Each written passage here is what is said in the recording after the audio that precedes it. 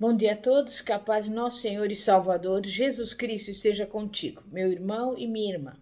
A mensagem de hoje tem como tema adversidades da vida. E nós vamos abrir a palavra de Deus no livro de Atos dos Apóstolos, capítulo 28. Eu vou ler do versículo 3 a 8, que diz assim: Ora, havendo Paulo ajuntado e posto sobre o fogo um feixe de gravetos, uma víbora, fugindo do calor, apegou-se-lhe à mão. Quando os indígenas viram o réptil pendente da mão dele, diziam uns aos outros: Certamente este homem é homicida, pois, embora salvo do mar, a justiça não o deixa viver. Mas ele, sacudindo o réptil no fogo, não sofreu mal nenhum. Eles, porém, esperavam que Paulo viesse a inchar ou a cair morto de repente. Mas, sendo esperado muito tempo e vendo que nada de anormal lhe sucedia, mudaram de parecer e diziam que era um deus. Ora, nos arredores daquele lugar havia umas terras que pertenciam ao homem principal da ilha, por nome Públio, o qual nos recebeu e hospedou bondosamente por 3 dias. Aconteceu estar de cama, enfermo de febre e disenteria.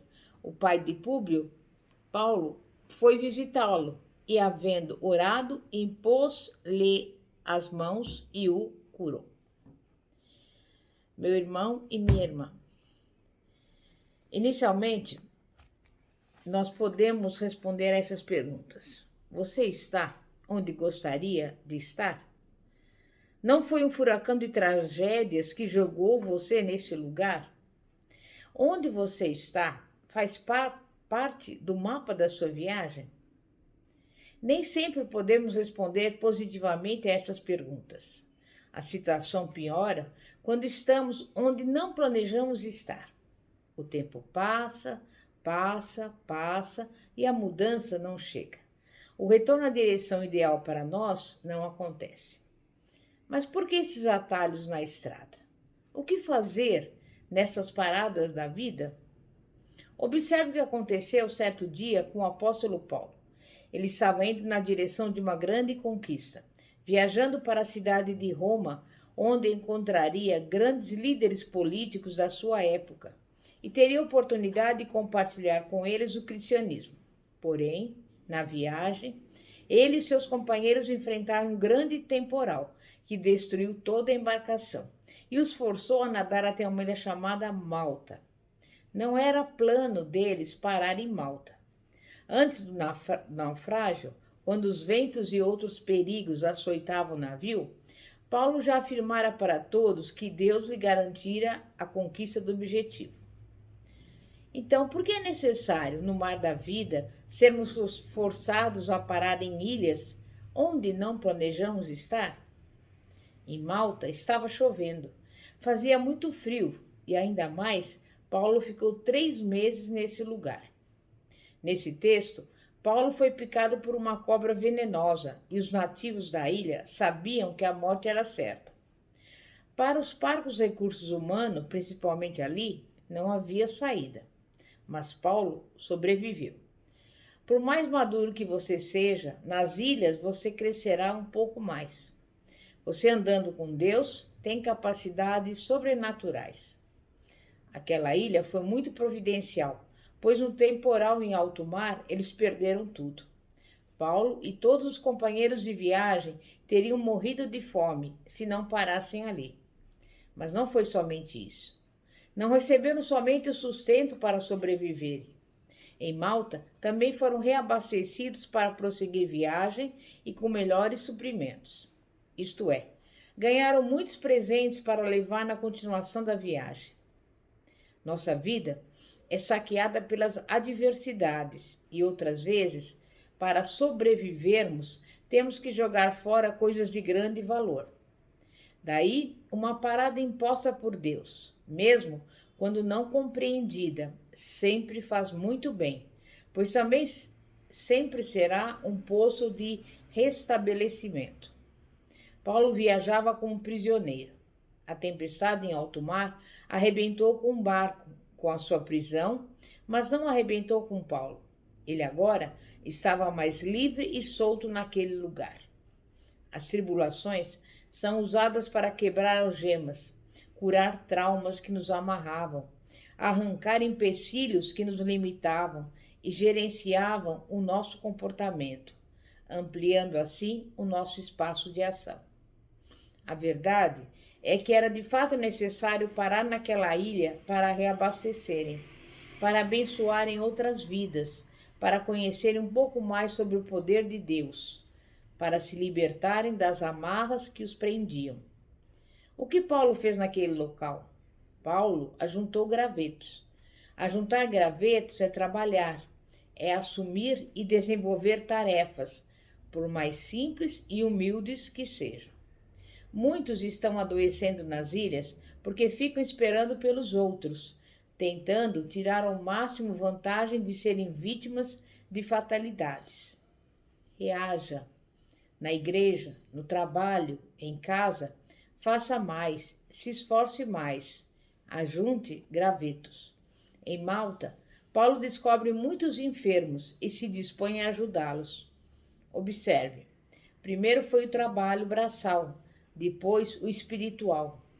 Você também pode ser útil, tanto materialmente quanto espiritualmente.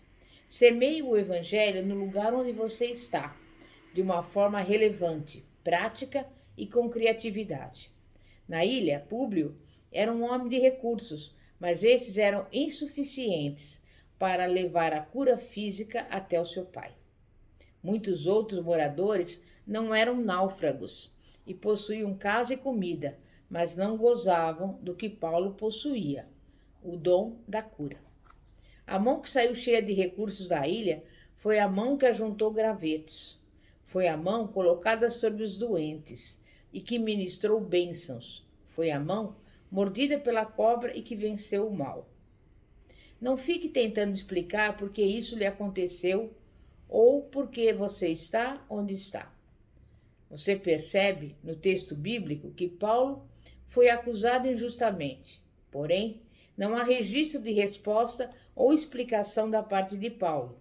Não há contestação. Aqueles que o julgam por causa dos desastres que lhe sobrevieram, mais cedo ou mais tarde, vão ter que reconhecer que você é de Deus e ainda mais, vão precisar de você. Acusações injustas doem muito, mas não guarde mágoas. Continue servindo, ajuntando gravetos e abençoando naturalmente.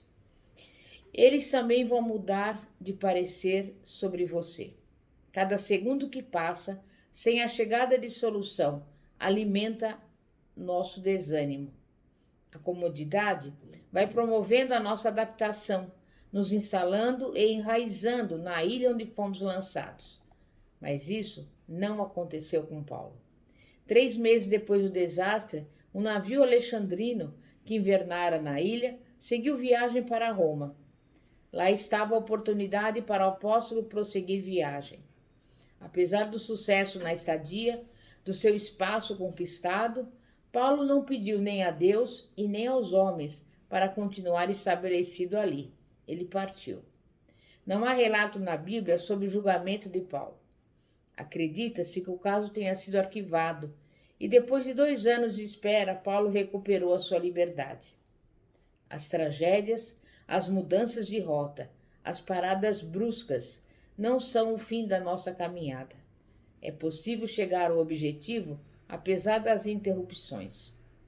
Mesmo que o seu barco tenha arrebentado, mesmo encontrando cobras venenosas, sendo mal falado, mesmo enfrentando chuva e frio, não sepulte os seus sonhos nas ilhas. Mesmo passando a ser bem tratado ou se adaptando à nova realidade, não perca a primeira oportunidade de retornar à sua rota na direção do seu ideal. O gostoso do sonho não é tão somente chegar a um objetivo, é carregá-lo, é caminhar em sua direção. O gostoso dos sonhos é sonhar. Você pode estar estacionado muito próximo da sua conquista, do endereço da sua meta. A diferença está em como nos hospedamos nelas. E a melhor sugestão é: caminharmos intimamente com Jesus. Paulo, devido à sua intimidade com Deus, foi jogado naquela ilha com uma promessa de Deus.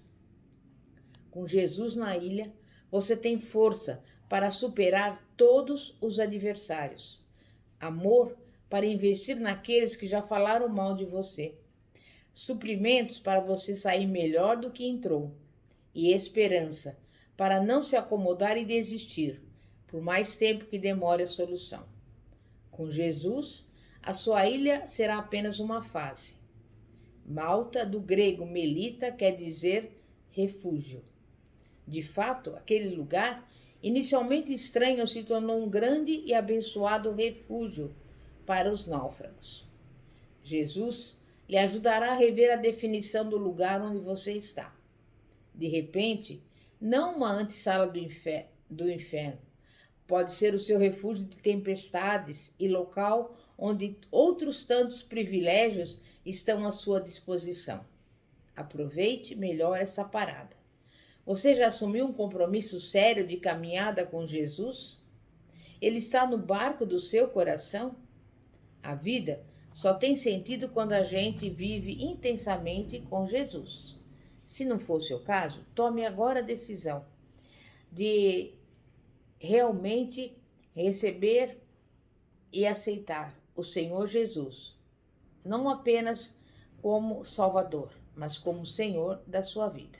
Em nome de Jesus, que você possa também desfrutar do melhor que Ele tem para você. Em nome de Jesus. É momento de oração. Santíssimo Deus e poderoso Pai, Pai de nosso Senhor e Salvador Jesus Cristo, muitas vezes passamos por problemas, lutas, dificuldades, enfim, adversidades. Mas não sabemos que às vezes nós temos um propósito a cumprir neste ou naquele local, tal qual aconteceu com o apóstolo Paulo, que não tinha intenção de parar naquela ilha, mas nós sabemos que o Senhor preparou que ele parasse lá para que todos vissem o poder do Senhor, porque, naturalmente falando, ele teria sido morto pela picada da cobra. Mas o Senhor operou um grande milagre e ele foi curado. E ele pôde também abençoar e curar outras pessoas que viviam naquele lugar.